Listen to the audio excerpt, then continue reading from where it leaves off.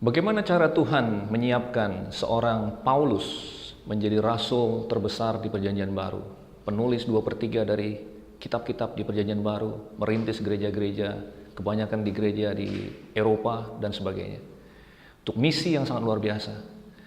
Saudara, Tuhan memanggil Paulus di perjalanan menuju Damsyik. Sinar menerpa dia dan kemudian dia menjadi buta selama 3 hari. Saya melihat Tuhan meskipun mempunyai satu misi yang besar bagi Paulus, dia tidak terburu-buru. Pertama-tama Tuhan kasih kepada Paulus rest. Dia buta 3 hari, dia tidak bisa berbuat apa-apa. Dia dituntun oleh orang ke suatu tempat, dan kemudian Tuhan menyiapkan seorang biasa bernama Ananias. Tuhan berbicara kepada Ananias untuk mendatangi Saulus pada saat itu namanya, dan mendoakan dia supaya dia bisa melek kembali dan penuh dengan Roh Kudus. Tuhan menyiapkan Ananias untuk Paulus.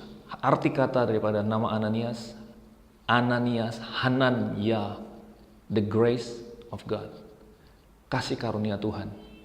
Hal pertama yang dilihat oleh Paulus setelah dia sembuh dari butanya adalah the grace of God, the rest of God. Satu intervensi dari Tuhan. Tuhan ingin menunjukkan kuasanya lah yang lebih besar dari segala-galanya, akan lebih besar daripada semua karya yang akan Paulus lakukan sesudahnya.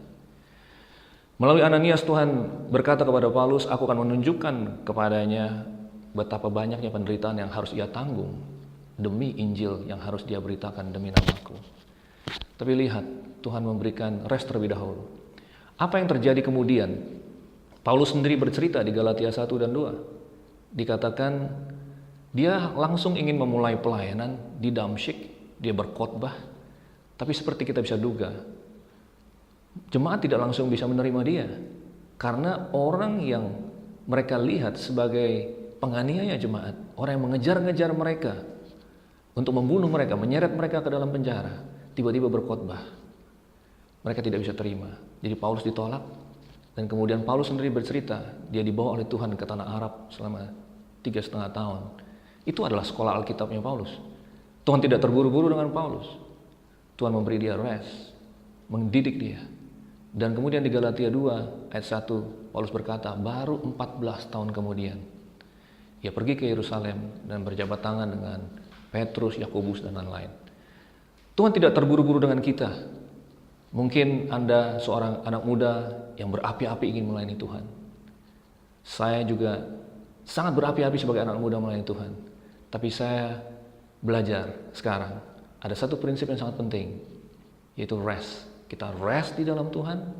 Dari sana Tuhan menyiapkan kita, memberi kita kuasa, bersekutu dengan Dia, menikmati Dia, menerima dari Dia.